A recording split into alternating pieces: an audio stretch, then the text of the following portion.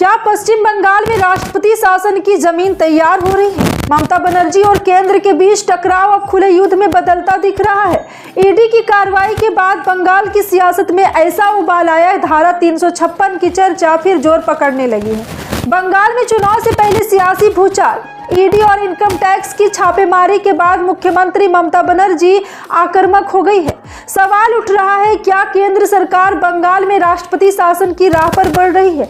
पश्चिम बंगाल की राजनीति इस वक्त खौल रही है। वजह है 8 जनवरी 2026 को प्रवर्तन निदेशालय और इनकम टैक्स की ओर से इंडियन पॉलिटिकल एक्शन कमेटी यानी कि आईपैक के कोलकाता ऑफिस पर की गई कार्रवाई।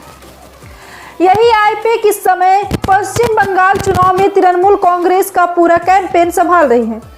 ईडी की इस कार्रवाई को लेकर मुख्यमंत्री ममता बनर्जी भड़क गई है। उन्होंने साफ शब्दों में कहा है कि यह पूरी कार्रवाई राजनीतिक बदले की भावना से की गई है। ममता ने केंद्र सरकार पर सीधा हमला बोलते हुए कहा है कि चुनाव से पहले हमारी पार्टी को कमजोर करने की साजिश रची जा रही है।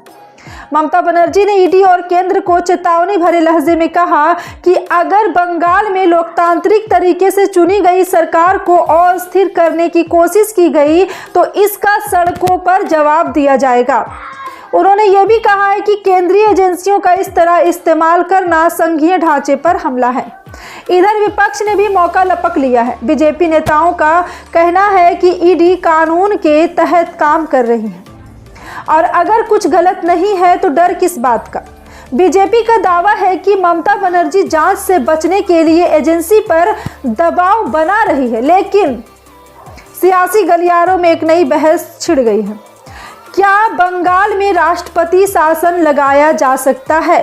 क्या धारा 356 का इस्तेमाल करने की तैयारी है? राजनीतिक जानकारों का मानना है कि अगर केंद्र और राज्य के बीच टकराव और बढ़ता है, कानून व्यवस्था को लेकर सवाल खड़े होते हैं तो धारा 356 का मुद्दा और तेज हो सकता है। हालांकि अभी तक इस पर कोई आधिकारिक संकेत नहीं है। अब सवाल सीधा है, क्या ईडी की कार्रवाई सिर्फ जांच है या चुनाव से पहले सियासी हथियार? क्या ममता बनर्जी झुकेगी या सड़कों से संसद तक लड़ाई लड़ेगी? बंगाल की जंग अब सिर्फ चुनाव की नहीं रही, ये लड़ाई सत्ता, सिस्टम और संविधान की हो गई है और आने वाले दिन में तय करेंगे कि बंगाल लोकतंत्र की जीत देखेगा या राष्ट्रपति शासन की आहट होगी। तो आपका इस पूरे खबर पर क्या सोचना है? क्या इस तरह का माहौल में बंगाल में राष्ट्रपति शासन लग जाएगा? आप अपनी राय कमेंट में जरूर दीजिए और वीडियो को लाइक कीजिए, चैनल को सब्सक्राइब करना मत भूलिए, बेल आइकन प्रेस कीजिए ताकि आने वाले हर न्यूज की अपडेट सबसे पहले आप तक पहुंचे। जय हिंद।